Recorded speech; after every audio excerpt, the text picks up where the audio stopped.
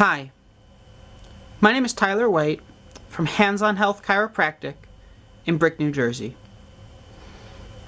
I'd like to thank you for joining us for this brief discussion of life, health, healing, well-being, and chiropractic, which, as you will see, is the glue that binds these other topics together. But since we will be discussing life and living, we're going to start with a really simple question. So I'm going to ask you to take a moment and simply consider, what does it mean to be alive? And most people come up with a few fairly unanimous answers to this question. Right? Living things tend to grow, adapt, breathe, eat, heal, and even excrete waste. So not only are these actions universal to all living things, but they are only significant of living things, right? The rock in our garden doesn't do any of these things. But this baby, this moose, and the flower next to the rock do. So these actions are expressions of our innate potential for life. And take a moment to think about that, right? We express our potential for living by carrying out actions necessary to live, but actions which are also unique to living things. So we call this expression health, right? And health is really a means of measurement. Much in the way that pounds tell us how heavy something is, and miles tell us how big something is or how long something is, our health tells us how well we're expressing our potential for living. And most importantly, it's influenced by our choices. Right? So our level of health affects our ability to carry out those actions necessary for living, but it also affects our capacity to live our life and do the things we want to do in the very short time that we have to do so. But in the same way that we have the potential for health, we also have the potential for illness. And we become ill and uncomfortable and symptomatic when we fail to maintain an adequate level of health. So if we look at the image to the right, our bucket contains our entire vital capacity, right? All the energy that we have to make dinner, clean up, get up, go to work, and carry out those activities necessary for living. You'll notice there are a few faucets at the top, because all the positive things we do for ourselves adds to our bucket. Unfortunately, all of our stress creates cracks, fissures, and holes in the bottom of our bucket. And while some of our stress is unavoidable, right? We can't change our genetics or our age. I did say that our health was affected by our choices. So if we choose to smoke 2 packs of cigarettes and eat fast food 3 times every day, we will be adding a few more fairly well-sized holes to the bottom of our bucket. And we'll go over an example here. So we all share germs, right? In a conversation, a handshake, even walking around in public. When our bucket is adequately full, these germs don't have an effect. Right? We experience them, we deal with them. But when our bucket's at 75%, maybe now I catch your germ and get a cold. If our bucket drops to 40%, maybe our cold develops into pneumonia or the flu. And at 20%, we may no longer have the energy to fight this off. So our level of health affects our expression for living. Now, more importantly, our life and our health are both directly tied to our neurospinal system. So what is this system? What does it do? Well, we chose these words very carefully because our neurospinal system is made up of our spine, our spinal cord, which exists inside of it, and the 31 pairs of nerves that exit our spine. And we call the neurospinal system one system because the two are married to one another, right? We don't move our spine and leave our nervous system behind. When we affect one, we absolutely affect the other. And this is important because life is both experienced and coordinated through this system, right? We turn over 300 million cells every day, all under the direct control of our neurospinal system. Every time our brain tells our body to do something, the signal is conveyed through the neurospinal system, out of a nerve, to a location in the body where the activity will take place.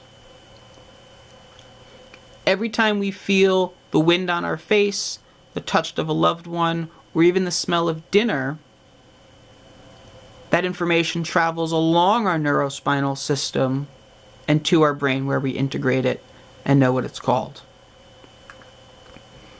So it begs a question, what happens if this system becomes injured or damaged, right? Totally, temporarily, permanently, what'll happen?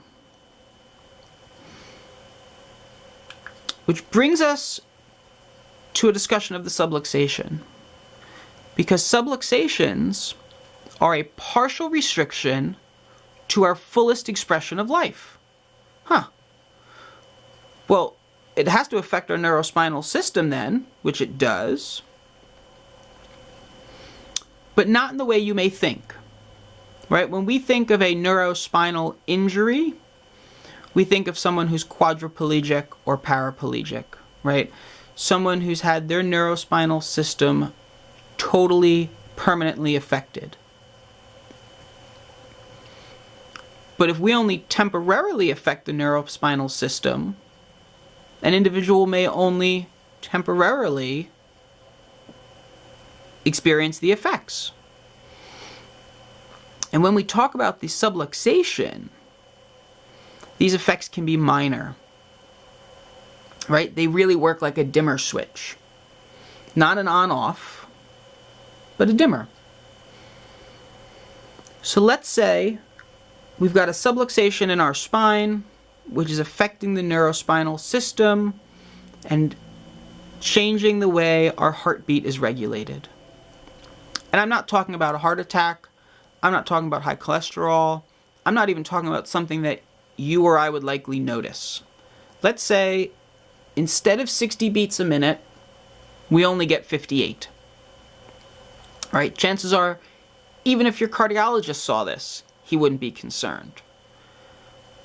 But at the end of every hour, we're losing a few hundred heartbeats. And at the end of every day, we're losing over 3,000 heartbeats.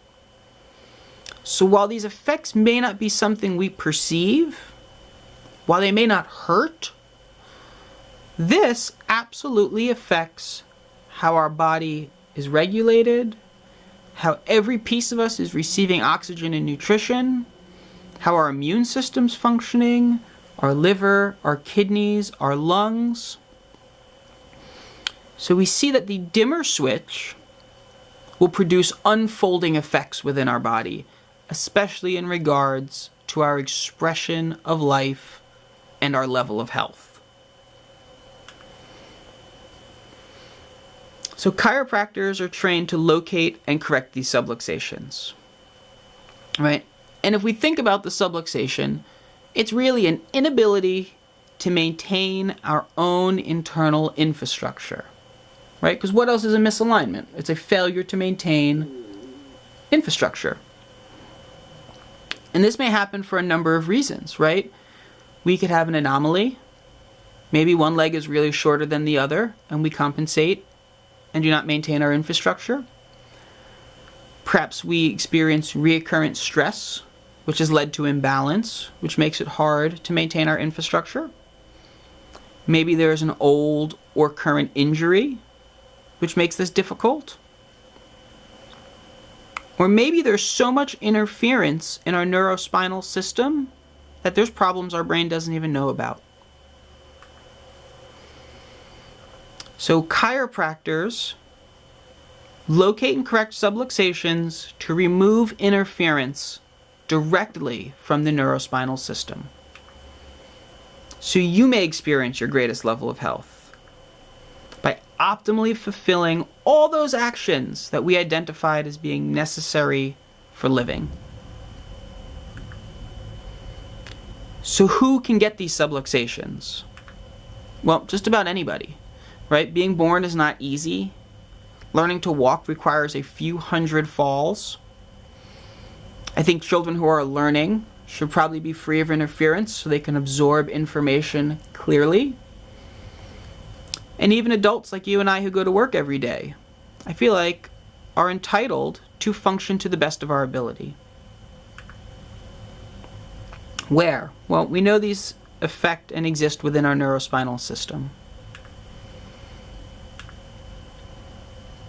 We know that they are the result of stress, but also cause us to incur further stress.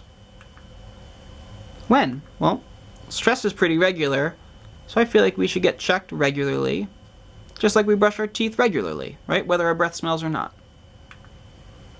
Why? For the fullest expression of your potential for living. And we do this in a manner which is most appropriate for the individual. What if, right? What if I'm injured? Well, if we've got an injury, chances are that removing the interference will only help us heal more efficiently. An injury may change how we check someone for subluxations, but it does not change the outcome. What if I don't feel well? Well, if we don't feel well, our immune system is already working, and we can probably benefit from functioning to the best of our ability. If we're scared, that's okay. This is a new experience for a lot of people. We will gladly take the time to address all of your concerns and make sure that you're comfortable with the process before we begin. What if I'm old? Well, we've seen clients from newborns to great-grandparents. We've never had an issue finding an appropriate, honoring, and comfortable way to check and address them.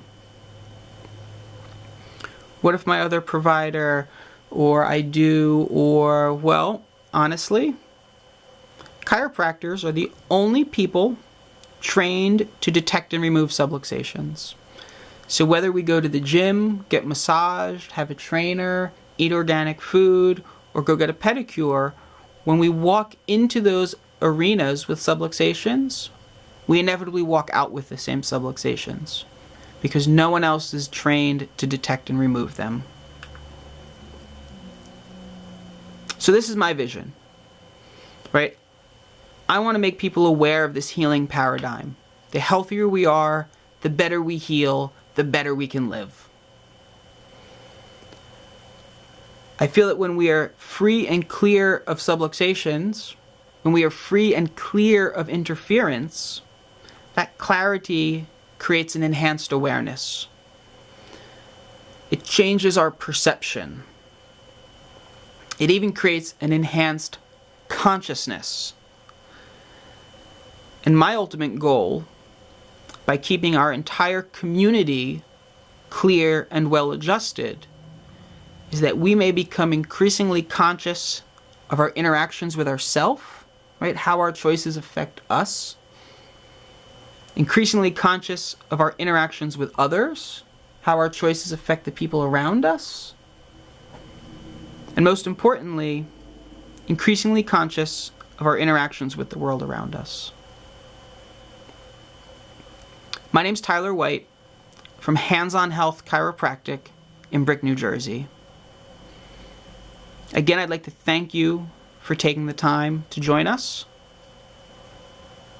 and we look forward to seeing you soon. Have a great day.